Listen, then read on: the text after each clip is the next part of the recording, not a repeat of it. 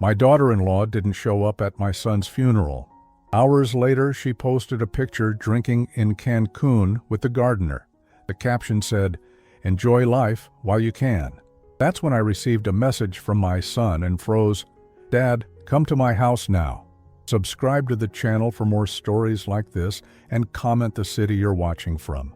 I never thought I'd bury my son alone. Standing in that funeral home on a gray Tuesday morning, watching the handful of people who came to pay their respects to Richard, I kept glancing toward the entrance, waiting, hoping. Maybe traffic was bad. Maybe her flight was delayed.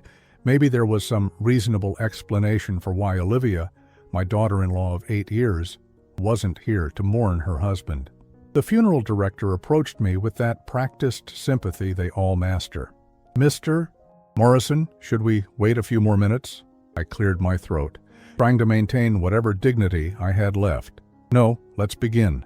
37 people came to say goodbye to my son. I counted them. 37 people who cared enough to take time from their Wednesday to honor Richard's memory. His wife wasn't one of them. I delivered the eulogy myself. What else could I do?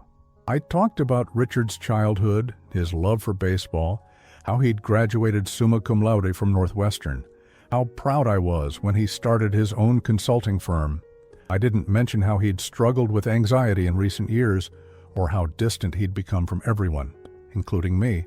I didn't mention how his marriage seemed to be falling apart, though I'd pretended not to notice.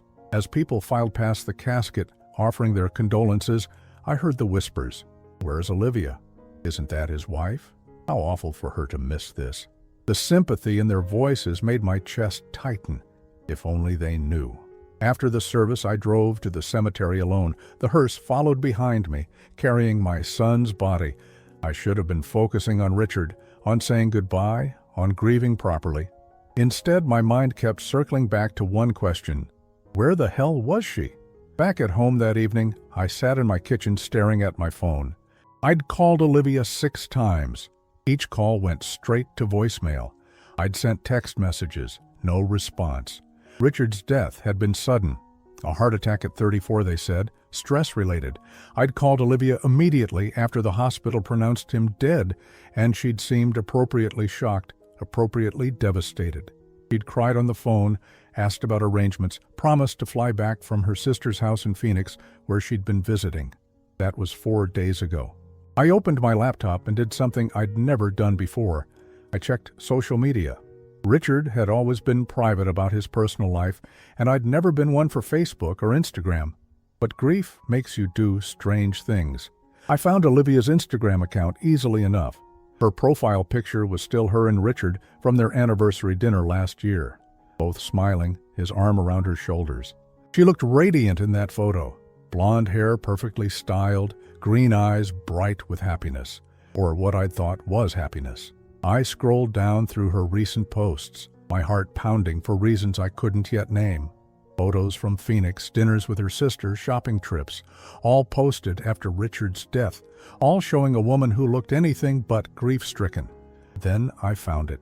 Posted 3 hours ago while I was delivering my son's eulogy was a photo that made my blood turn to ice. Olivia, in a bright red bikini, cocktail in hand, standing on a beach with crystal blue water behind her. She was laughing, her head thrown back, completely carefree. Next to her stood a man I recognized, Miguel, the gardener who'd been working on their landscaping for months. His arm was around her waist, and they were both grinning at the camera. The location tag read, Cancún, Mexico. The caption made my hands shake. Life's too short not to live it. Cheers to new beginnings. I stared at that photo for 20 minutes, reading and rereading those words. While I stood over my son's grave, throwing dirt on his coffin, his wife was toasting new beginnings in Mexico with another man. The comments were even worse. Friends congratulating her on the trip, asking if she was finally happy, telling her she deserved this. One comment from her sister made my stomach turn. So glad you're done with all that drama. Miguel is perfect for you. Done with all that drama. My son's death was drama to be done with. I closed the laptop and walked to the liquor cabinet, something I rarely did. I poured 3 fingers of whiskey and sat back down, trying to process what I'd seen. 8 years of marriage, 8 years of family dinners, holidays, birthdays. I'd watched Olivia become part of our family, had grown to care for her like a daughter. I'd even defended her to Richard when their fights got bad, telling him that marriage required patience and understanding. What a fool I'd been. My phone buzzed, a text message from an unknown number, but somehow I knew exactly who it was before I even looked. "Dad, come to my house now. We need to talk. Don't tell anyone. Richard." I dropped the phone. It clattered on the kitchen floor, the screen cracking, but I barely noticed. My hands were shaking so violently I could barely pick it up again. I read the message 3 times, then 4, then 5. It had to be some kind of mistake. A cruel joke, someone who'd gotten hold of Richard's phone, but the number was different, and who would do something so sick? I grabbed my car keys with trembling fingers. I had to see for myself. I had to know what kind of nightmare I'd stumbled into, because one thing was certain. I'd just buried my son this morning, and dead men don't send text messages. I drove to Richard's house in a daze, my mind refusing to accept what seemed impossible. The familiar tree-lined street looked the same as always, but everything felt different now. Wrong somehow. I'd been here just 2 days ago, helping Olivia pack some of Richard's things before her supposed trip to Phoenix. She'd been crying then, or at least I thought she had been. Richard's house sat dark against the October sky. A single light glowed from the kitchen window in the back. My hand shook as I used my spare key to open the front door. "Richard?" My voice cracked as I called out. Silence answered me. I walked through the living room, past the couch where I'd comforted Olivia 4 days ago when the hospital called. Past the family photos on the mantel, Richard's college graduation, their wedding day, Christmas mornings. Everything looked exactly the same, yet nothing made sense anymore. The kitchen light drew me forward. As I rounded the corner, I froze. My son sat at his own kitchen table, very much alive, a cup of coffee growing cold in front of him. He looked up when I entered, his face pale and drawn, dark circles under his eyes that I'd never noticed before. He'd lost weight, a lot of weight. His clothes hung loose on his frame. "Dad." His voice was barely above a whisper. "I'm sorry." I couldn't move, couldn't speak. My brain struggled to process what my eyes were seeing. This was my son, alive and breathing, sitting in his kitchen 3 hours after I'd watched his coffin lowered into the ground. "You're supposed to be dead." The words came out strangled, barely human. Richard's face crumpled. I know how this looks, how insane this must be for you. Please, sit down. Let me explain." I remained standing, my legs locked in place. "I buried you today, Richard. I threw dirt on your coffin. I gave your eulogy. What kind of sick game is this?" "It's not a game." He stood up slowly, his movements careful, deliberate. "Dad, I'm in serious trouble. The kind of trouble that could destroy not just me, but you too. Everything we've worked for, everything our family has built." "What are you talking about?" Richard ran his hands through his hair, a gesture I'd seen him make thousands of times since childhood when he was nervous or scared. 6 months ago, I made a mistake at work, a huge mistake. I was handling the Meridian Industries account. You remember? The pharmaceutical company? They were our biggest client, worth $2.5 million annually. I nodded numbly. He'd talked about that account constantly, how it was going to set his firm up for years. I discovered they were falsifying their clinical trial data, hiding serious side effects from a new arthritis medication. People were getting sick, Dad, really sick. Some were dying. His voice broke. I should have reported it immediately. But Meridian's CEO, James Crawford, he offered me $500,000 to keep quiet. "Just look the other way," he said. "Let the FDA approval process continue." My stomach dropped. "Please tell me you didn't take it." Richard's silence was answer enough. "Jesus, Richard, what were you thinking?" "I was thinking about Olivia's spending, about the mortgage on this house, about the debt we'd racked up trying to keep up appearances. She wanted the renovations, the new car, the vacation to Europe. $500,000 would have solved everything." He looked up at me, tears in his eyes. "But I couldn't do it, Dad. I couldn't let people die for money." "So what happened?" "I went to the FBI. turned over all the evidence, became a whistleblower. Crawford was arrested last month, and the medication was pulled from the market. But before they got him, he made sure I'd pay for betraying him. Richard walked to the kitchen window, staring out into the darkness. Crawford has connections, Dad. Bad connections. The kind of people who don't forgive and don't forget. 3 weeks ago, I started getting threats. Phone calls telling me that I'd destroyed too many careers, cost too many people, too much money. They wanted me to disappear permanently. I sank into a chair, my legs finally giving out. So, you faked your death. Dr. Peterson helped me. He's an old friend from college, works at the hospital now. We staged the heart attack, falsified the death certificate. Peterson said I had, maybe hours before Crawford's people found me. This was the only way. The pieces were starting to come together, but one huge question remained. What about Olivia? She was devastated when I called her. She cried on the phone. Richard's expression hardened. Olivia knew everything, Dad, about the Meridian account, about the money I turned down, about the threats. She knew I was planning to fake my death. He paused, his voice dropping to barely audible.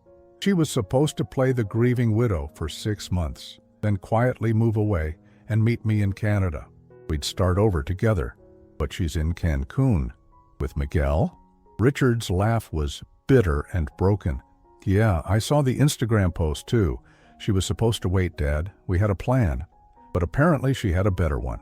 I thought about the photo, about Olivia's radiant smile, about the comments from her friends. She was never planning to meet you in Canada, was she? No. I figured that out when I saw my life insurance policy had been cashed in. $750,000 paid out to my loving widow just yesterday. Richard turned back to face me. She played her part perfectly, didn't she? The shocked wife, the grieving widow, too distraught to even attend the funeral. She probably figured being mysteriously absent would make her seem even more tragic. The full scope of the betrayal hit me like a physical blow. She let me bury an empty coffin. She let me grieve for you while she was planning her vacation with her lover. I'm sorry, Dad. I never meant for you to get hurt like this. I thought if I could just disappear, start over somewhere else, maybe everyone would be safer. But I couldn't let her get away with this. She not only betrayed me, she betrayed you too. Made you suffer while she counted her money. I looked at my son, thinner, haunted, but alive, and felt something shift inside me. The grief I'd carried for 4 days began transforming into something else entirely, something harder and colder. What do we do now? I asked. Richard met my eyes, and for the first time since I'd walked into his kitchen, I saw a spark of the determination that had made him successful in business. Now we make sure she doesn't get to enjoy that money, and we make sure she pays for what she put you through. How? A slow smile spread across Richard's face, and I realized my son had inherited more of my calculating nature than I'd ever known. Well, Dad, legally speaking, I'm still dead. Which means Olivia is about to discover that being married to a dead man has some very serious complications. Richard moved to the kitchen counter and pulled out a laptop I'd never seen before. His movements were careful, methodical, like a man who'd been planning something for a long time. There's more you need to know, Dad. Things I discovered after I was supposed to be dead. He opened the laptop and turned the screen toward me. Olivia wasn't just planning to abandon me in Canada. She was planning to destroy me long before that.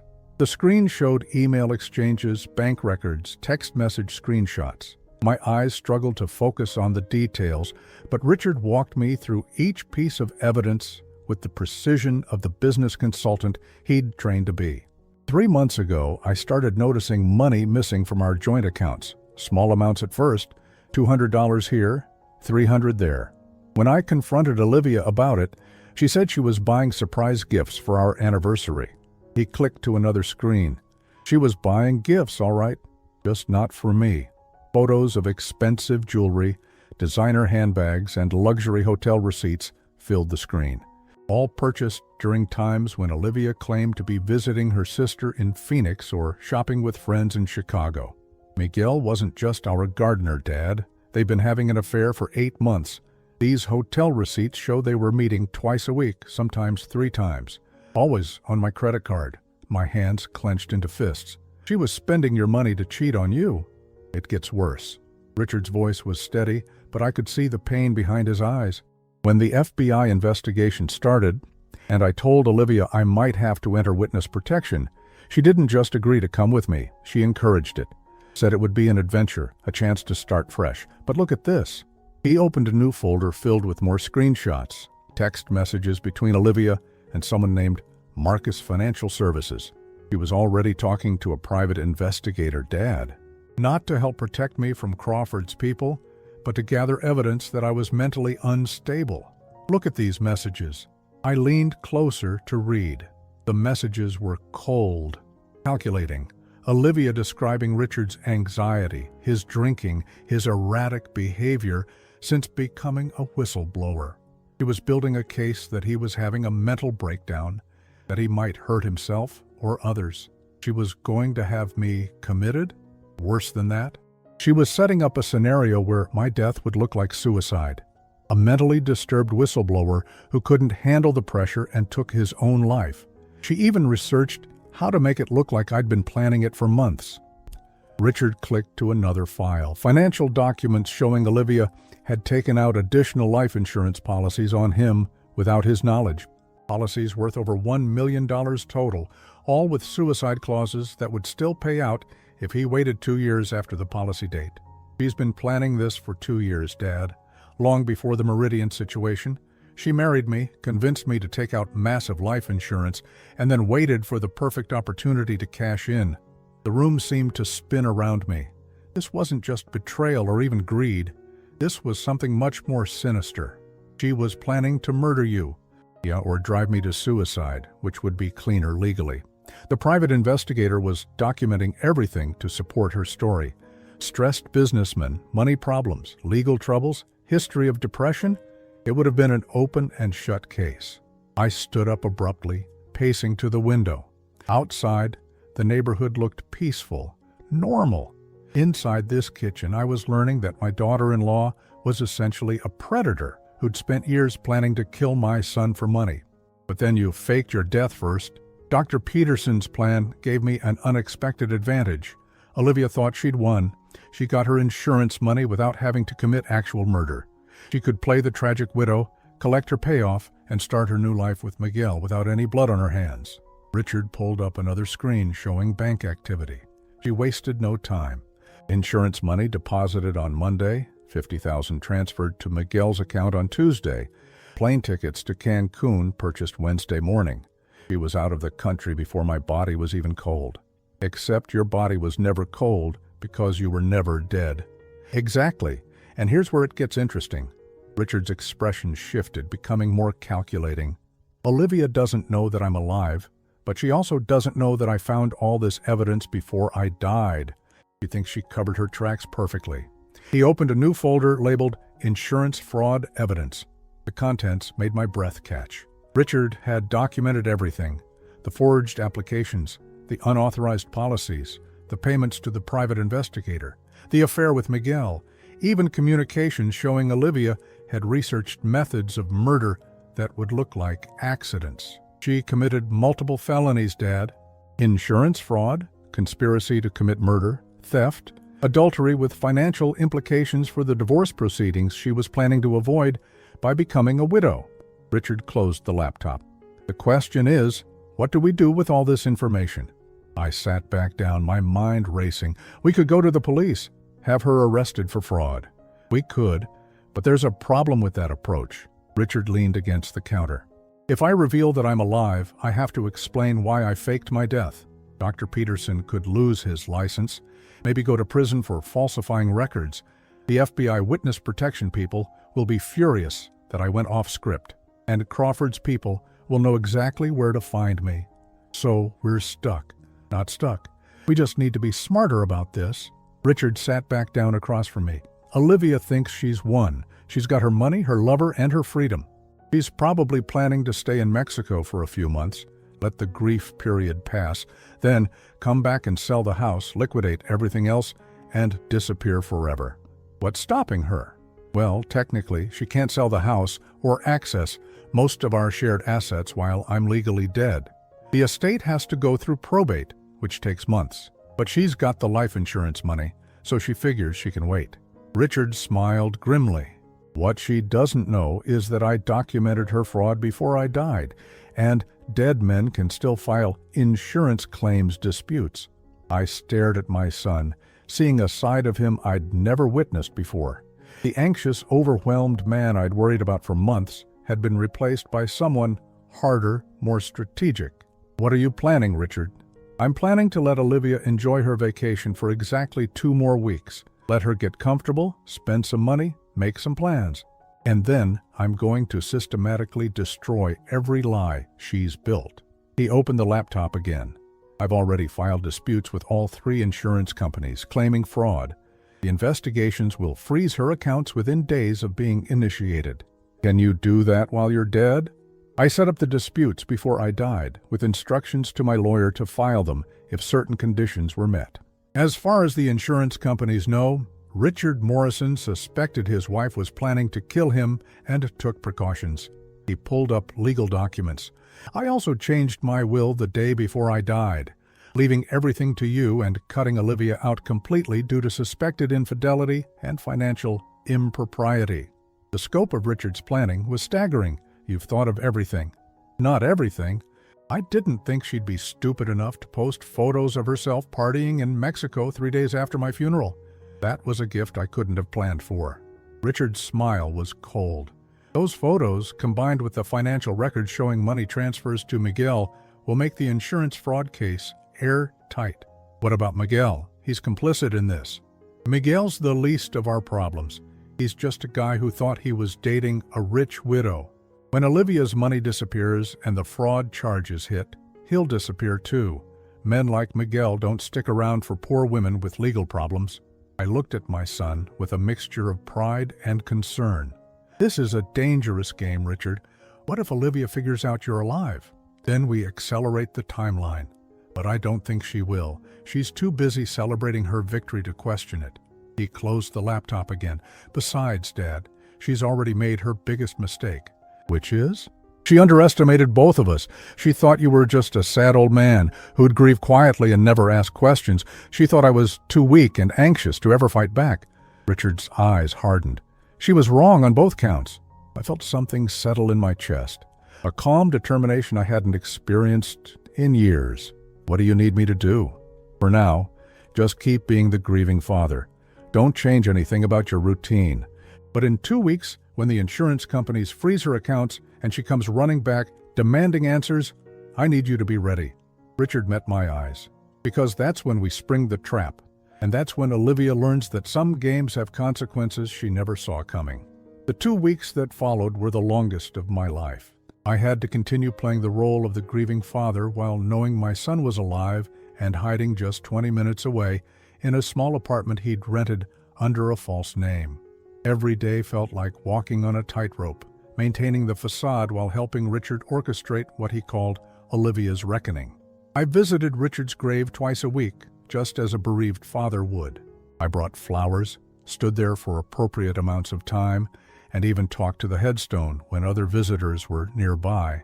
It felt obscene, performing grief over an empty coffin, but it was necessary. Several neighbors and family friends approached me during these visits, offering condolences and asking about Olivia's well-being. Such a tragedy, Mrs. Henderson from down the street said during one visit. Poor Olivia, losing Richard so young. Is she holding up all right? I haven't seen her around. She's taking some time away, I replied, the lie sliding out easier than I expected. Staying with family. The grief has been overwhelming for her. What I didn't tell Mrs. Henderson was that I'd been monitoring Olivia's social media obsessively. The Cancún photos continued, beachside dinners, sunset cocktails, spa treatments, shopping sprees. Miguel featured in most of them, sometimes with his arm around her, sometimes kissing her cheek. The comments from her friends had evolved from sympathy for her loss to celebration of her healing journey. Her sister posted, "So proud of you for choosing happiness. Richard would want you to live your best life." That comment made me want to throw my phone across the room. Richard had been busy during those 2 weeks. From his temporary apartment, he'd been feeding information to insurance investigators, providing them with time-stamped evidence of Olivia's affair, her suspicious financial activities, and most damning, her social media posts showing her celebrating in Mexico days after her husband's funeral. The investigators are calling it one of the most clear-cut cases of insurance fraud they've ever seen, Richard told me during one of our secret meetings at a diner outside town. He looked healthier now, having gained back some weight and lost the haunted expression he'd worn that first night. 3 insurance companies, $1.7 million in fraudulent claims, and she's literally posting evidence of her crimes online. When do they act? Today, actually. The accounts should be frozen by this afternoon. Olivia's going to wake up tomorrow morning unable to access any of her money. Richard stirred his coffee slowly. I estimate she's already spent close to $80,000 in Cancun. When she can't pay for her hotel room, reality is going to hit pretty hard. What if she just stays in Mexico, disappears? She can't. Miguel doesn't have that kind of money, and without access to the insurance funds, she's essentially broke. Her credit cards are tied to accounts that are about to be frozen. She'll have to come back and face the consequences. Richard was right. On Thursday afternoon, my phone started buzzing with calls from a number I recognized, Olivia's cell phone. I let them all go to voicemail. By evening, I had 12 increasingly frantic messages. The first few were confused. Timothy, something's wrong with my bank accounts. Can you call me, please? By the 7th message, panic had crept in. Timothy, I'm stuck in Mexico. The hotel is saying my cards aren't working. I need you to wire me some money until I can figure this out. The final messages were desperate. Please, Timothy, I know you're getting these. I'm scared. Something's happening and I don't understand. They're saying I can't leave the country until I settle my bills. Please help me. I played each message for Richard the next morning. He listened with an expression I couldn't quite read. Not satisfaction exactly, but a grim sense of justice being served. She's really panicking, I observed. Good, she should be. Richard closed his laptop where he'd been monitoring news feeds about insurance fraud investigations. The FBI contacted me yesterday, contacted my lawyer claiming to represent my estate. They want to interview the surviving family members about possible financial irregularities involving the deceased's wife. They want to interview me and Olivia once she's back in the country, which, according to the Mexican authorities, should be very soon. They're not going to hold her indefinitely, but they are requiring her to settle her debts before leaving. How is she going to do that without access to her accounts? Richard's smile was cold. That's where Miguel comes in. Turns out he's been bragging to his friends about his rich American girlfriend, posted photos of the expensive gifts she's been buying him, the luxury hotels they've been staying at. When the money dried up yesterday, so did his enthusiasm for their relationship. He left her, took the first flight back to Chicago this morning. Olivia is alone in a foreign country with no money, no friends, and a growing list of legal problems. Richard leaned back in his chair. I almost feel sorry for her. Almost. I didn't feel sorry for her at all. Every time I remembered standing over that empty grave, throwing dirt onto a coffin that contained nothing but weighted pillows, my sympathy evaporated. When does she get back? Her flight lands tomorrow evening. She managed to contact her sister, who wired her enough money for a plane ticket. But she's coming back to a very different world than the one she left. Are you ready for this? Richard nodded slowly. I've been ready since I saw those Instagram posts of her laughing on the beach while you buried an empty coffin. His voice hardened. She humiliated you, Dad. She made you grieve alone while she celebrated with her lover using money she stole from our family. That's not something I can forgive. And you're sure this will work? The insurance fraud case is airtight. She'll either take a plea deal or go to trial, but either way she's looking at serious prison time. The money she stole will have to be returned, plus penalties and interest. Her reputation is destroyed, and she'll be lucky if she doesn't end up owing more than she's worth after legal fees. Richard paused, looking out the diner window at the ordinary suburban street outside. But the legal consequences are just the beginning, Dad. The real justice comes when she realizes that everyone knows what she did. Her friends, her family, our neighbors, they're all going to learn that she's not a tragic widow who lost her husband too young. She's a con artist who tried to cash in on that husband's death while betraying him with another man. She'll try to contact me when she gets back. Let her. But remember, as far as you know, I'm still dead. You're just a grieving father who's slowly learning that his daughter-in-law isn't who he thought she was. Richard reached across the table and squeezed my hand. I'm sorry you have to keep pretending to grieve for me, Dad. I know how hard this has been on you. I squeezed back. Having you alive and safe is worth any amount of pretending. This will all be over soon. Once Olivia is arrested and charged, once the truth comes out publicly, I can start the process of legally returning from the dead. It'll be complicated, but Dr. Peterson has connections who can help smooth things over with the authorities. And then what? You can't go back to your old life. No, I can't. Richard Morrison will have to stay dead, at least officially. But Timothy Morrison's son can start fresh somewhere new, with a new identity, and a chance to build something better. Richard's expression softened, maybe even with his father if that father wants to leave this place behind and start over too. I thought about my empty house, my quiet retirement, the loneliness that had been my constant companion since Richard's supposed death. The idea of starting fresh, of having my son back in my life, was more appealing than I cared to admit. We'll see, I said. First, let's make sure Olivia gets exactly what she deserves. Richard smiled, and for the first time in weeks, it was a real smile, not the calculating expression he'd worn while planning his revenge. Oh, she will, Dad. She definitely will. Tomorrow night, when she walks into that house, expecting to resume her life as a grieving widow, she's going to discover that some lies have consequences she never imagined. Olivia's plane landed at 8:30 on a cold Friday evening. I knew because I'd been tracking her flight obsessively, the same way I'd been monitoring everything about her for the past 2 weeks. Richard and I had spent the afternoon making final preparations for what he called the confrontation. I was sitting in my living room, pretending to watch television, when my phone rang at 9:45. Olivia's number flashed on the screen. I let it ring 4 times before answering, just long enough to sound like a man who'd been lost in his grief. Timothy? Her voice was strained, exhausted. Thank God you answered. I'm so sorry I haven't been able to call. There were problems with the phone service in Mexico, and then my flight was delayed and everything has been just awful. Olivia? I kept my voice carefully neutral. I was wondering when you'd get back. I'm at the house now, but something's wrong with the locks. My key isn't working, and there's some kind of notice on the door. I can't read it properly in the dark. Her voice cracked slightly. Could you come over? I know it's late, but I'm scared to be alone right now. I glanced at the clock. Right on schedule.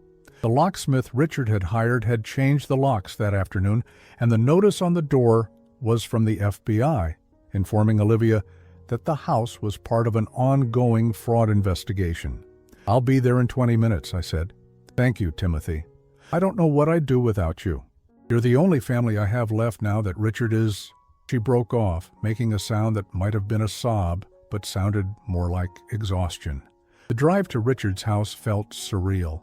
I'd made this trip hundreds of times over the years. Family dinners, holidays, helping with home repairs, babysitting their dog when they traveled. But tonight felt different. Tonight I was driving toward a reckoning that had been building for weeks. Olivia was standing on the front porch when I arrived, looking nothing like the radiant woman from the Cancún photos. Her hair was pulled back in a messy ponytail, her skin pale and drawn. She wore wrinkled clothes that looked like she'd slept in them, and her eyes were red-rimmed with exhaustion or tears, I couldn't tell which. Timothy, thank you for coming. She rushed toward me, attempting to embrace me, but I stepped back slightly. The movement was subtle, but she noticed. Her expression flickered with confusion. Let me see this notice, I said, walking past her to the front door. The FBI document was official and intimidating, full of legal language about asset freezing and ongoing investigations. I read it slowly, watching Olivia from the corner of my eye. She was pacing behind me, wrapping her arms around herself. I don't understand any of this, she said. Why would the FBI be involved with Richard's death? It was a heart attack, natural causes. I turned to face her fully for the first time. In the porch light, she looked even worse than I'd initially thought. There were dark circles under her eyes and her hands were shaking slightly. "Olivia, where exactly have you been for the past 2 weeks? I told you I was in Phoenix with my sister, dealing with the grief, trying to process everything." The lie came out smoothly, practiced, and then I took a few days in Mexico. The doctor said travel might help with the depression. Mexico. I repeated the word flatly. Just for a few days. Sarah thought a change of scenery might help me cope with losing Richard. Her voice grew stronger, more confident, as she settled into her story. "I know it might seem insensitive, but I was falling apart, Timothy. I needed to get away from all the memories here." I nodded slowly, as if accepting her explanation. "I can understand that. Grief affects people differently." Relief washed over her face. "Exactly. Thank you for understanding. I knew you would." She gestured toward the house. "But I still don't understand why the FBI would be involved, or why my locks don't work. Maybe we should call someone, get some answers." I pulled out my phone. "I have the number for Richard's lawyer. He might know what's going on." "Yes, please call him. This has to be some kind of mistake." I dialed the number Richard had given me. His lawyer, David Chen, had been briefed on our plan and was expecting the call. He answered on the second ring. "David, this is Timothy Morrison. I'm here at Richard's house with Olivia, and there's an FBI notice on the door about some kind of investigation." I paused, letting him speak. I see. When did this happen?" Olivia moved closer, trying to hear the other side of the conversation. I turned slightly away from her. "Insurance fraud?" I said, loud enough for her to hear clearly. "What do you mean, insurance fraud?"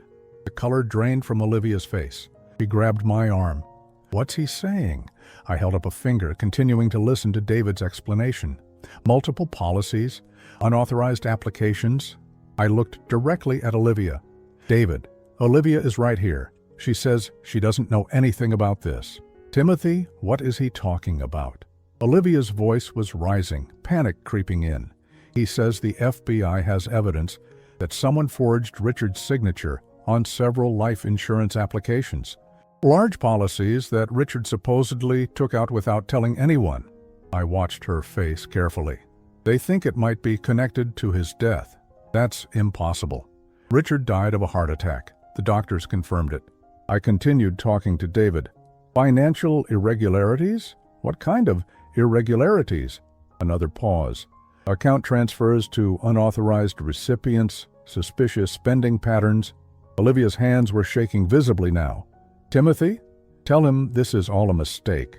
I don't know anything about insurance policies or financial irregularities."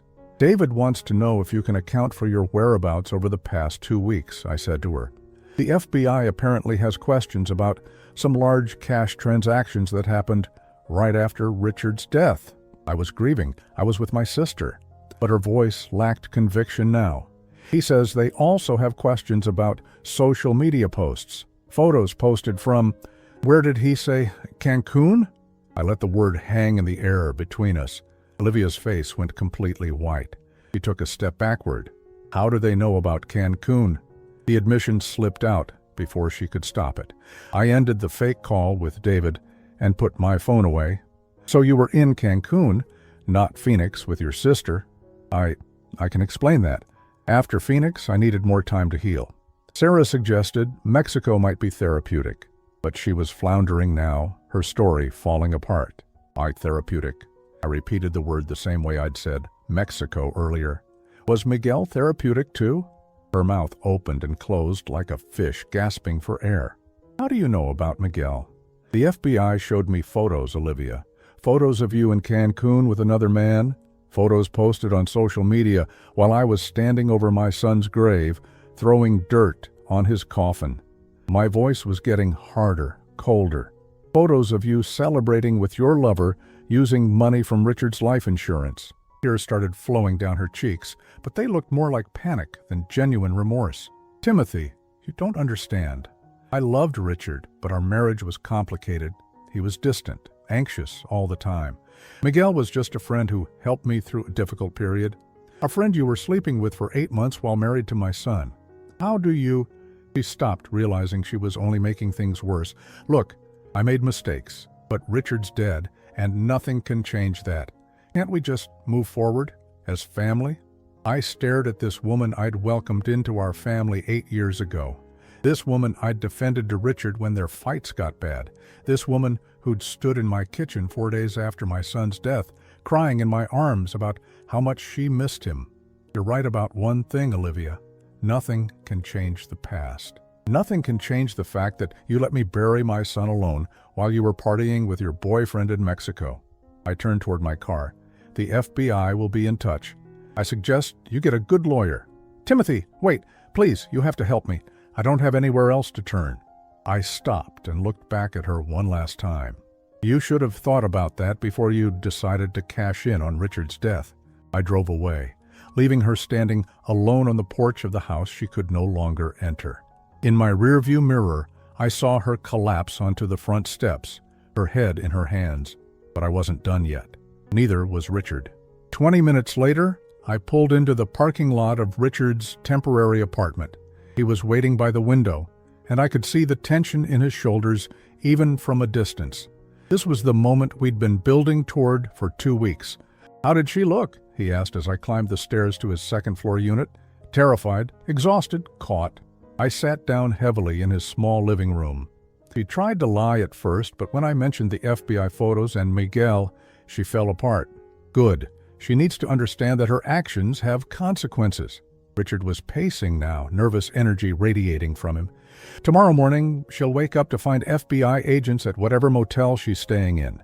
They'll arrest her on insurance fraud charges, and that's when the real consequences begin. Are you ready for what comes next? Richard stopped pacing and looked at me directly. Dad, I've been dead for 2 weeks. Tomorrow, I get to come back to life and watch the woman who betrayed us both face justice for what she's done. His expression was grim but determined. I've never been more ready for anything in my life. Outside, snow began to fall, covering the parking lot in a thin layer of white. Tomorrow would bring the final act of our carefully orchestrated plan, and Olivia would learn that some betrayals carry a price she never imagined she'd have to pay. The FBI arrested Olivia at 6:30 on Saturday morning at the Budget Inn, where she'd spent the night. I wasn't there to witness it, but Richard had a contact in the bureau who called him with updates. She'd tried to run when they knocked on her door, he said, but there was nowhere to go in a motel room with one exit.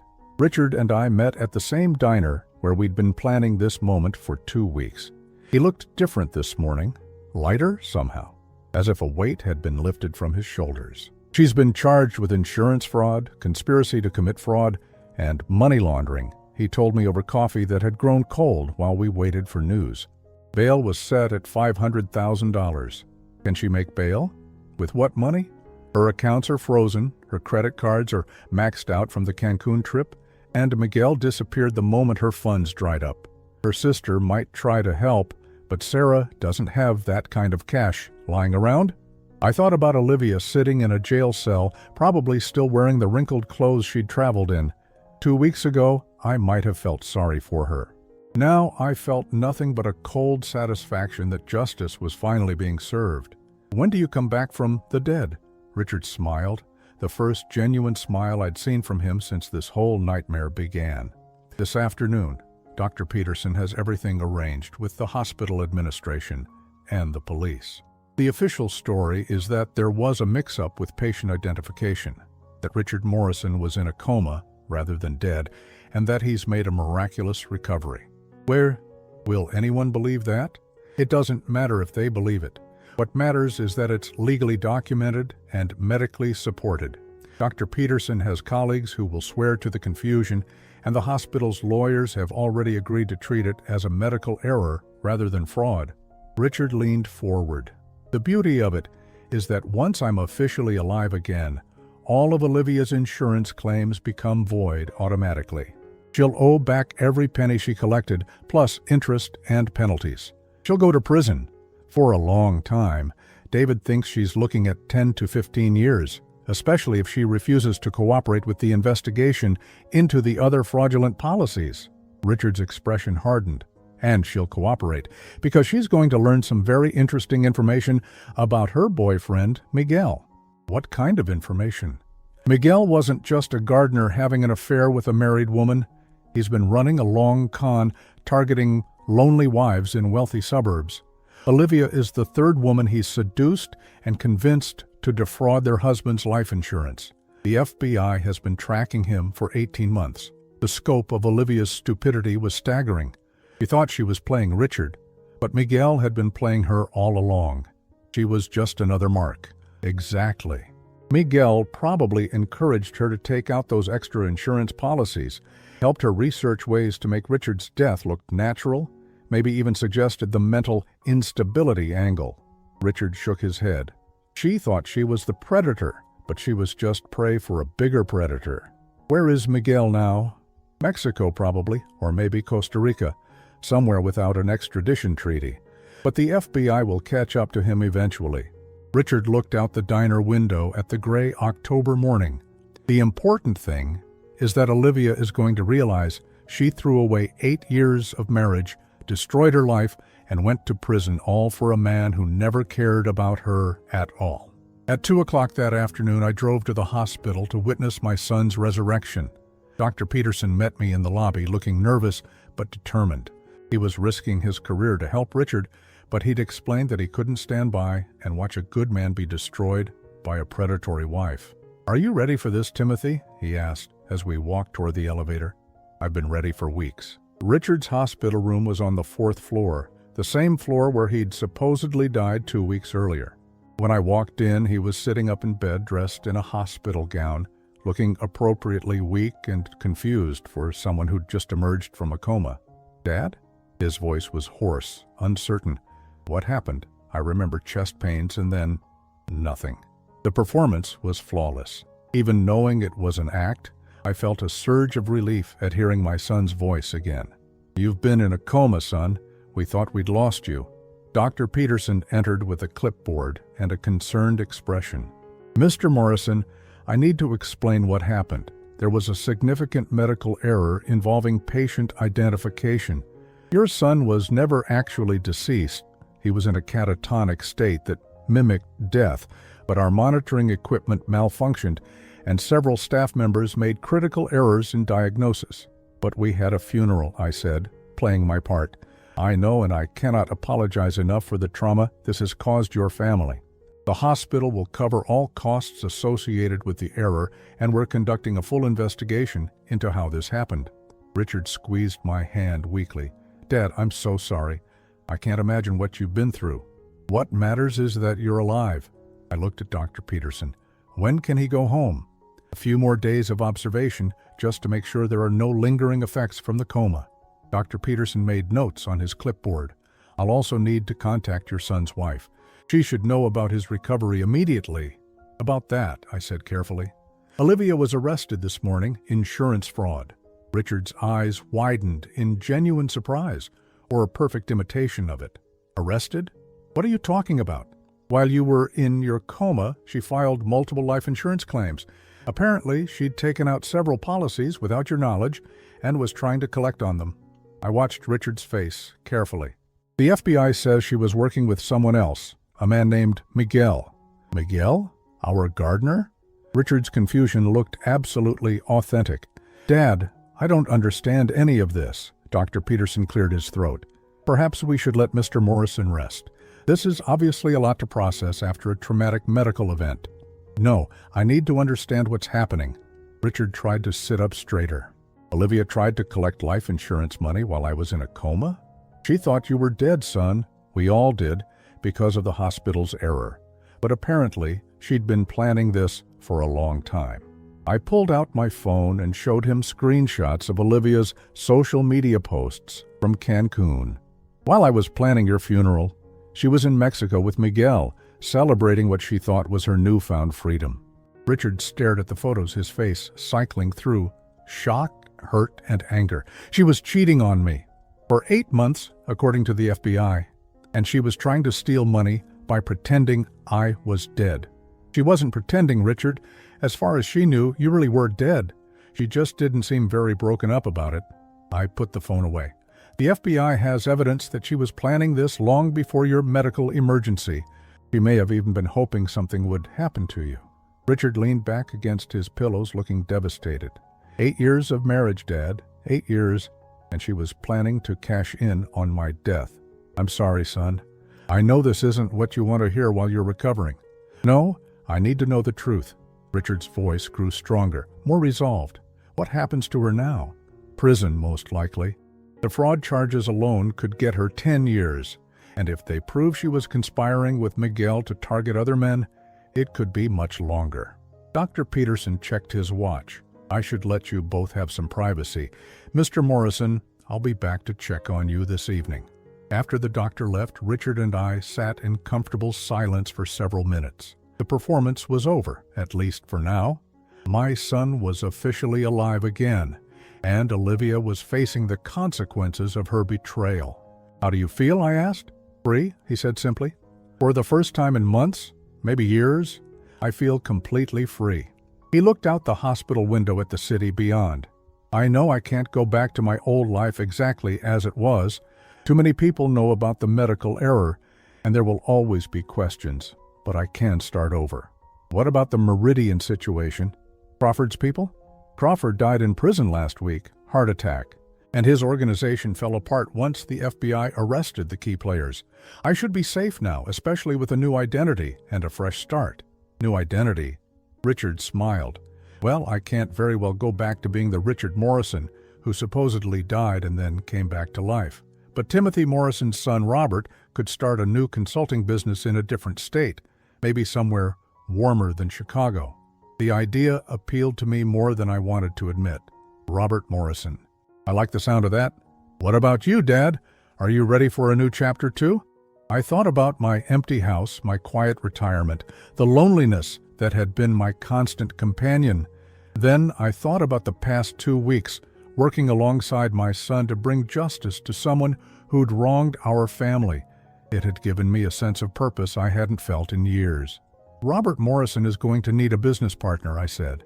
Someone with experience and wisdom to help guide a new consulting firm. Richard's smile was radiant. I was hoping you'd say that. 3 months later, Robert Morrison Consulting opened its doors in Charlotte, North Carolina. The business cards listed Robert Morrison as CEO and Timothy Morrison as senior partner. We specialized in helping companies navigate ethical challenges and fraud prevention, expertise we'd gained through hard experience. Olivia was sentenced to 12 years in federal prison after pleading guilty to insurance fraud, conspiracy, and money laundering. Miguel was eventually captured in Guatemala and extradited to face charges for running a criminal enterprise that had defrauded at least 6 families. The insurance companies recovered most of the money Olivia had stolen, though she'd managed to spend nearly $100,000 during her brief taste of freedom. On the anniversary of Richard's supposed death, we visited the cemetery where an empty coffin still lay buried under a headstone bearing my son's name. We brought flowers, not out of morbid humor, but as a reminder of how close we'd come to losing each other forever. Do you ever regret it? Richard asked as we stood beside the grave. Everything we put Olivia through? I thought about the question seriously. I regret that it came to this. I regret that she made the choices she made. But I don't regret protecting our family from someone who would have destroyed us both without a second thought. Richard nodded. She had every opportunity to be honest, to work through our problems, to build a real life together. Instead, she chose deception and betrayal. The consequences were her own doing. As we walked back to our car, I reflected on how much had changed in 1 year. I'd lost a son and gained him back. I'd lost a daughter-in-law and gained my freedom from her manipulation. I'd lost my quiet retirement and gained a new purpose, a new business, and, most importantly, a deeper relationship with the son I'd almost lost forever. Olivia had tried to profit from what she thought was Richard's death, but in the end, his resurrection had given us both a new life. Justice, I realized, sometimes comes in the most unexpected forms.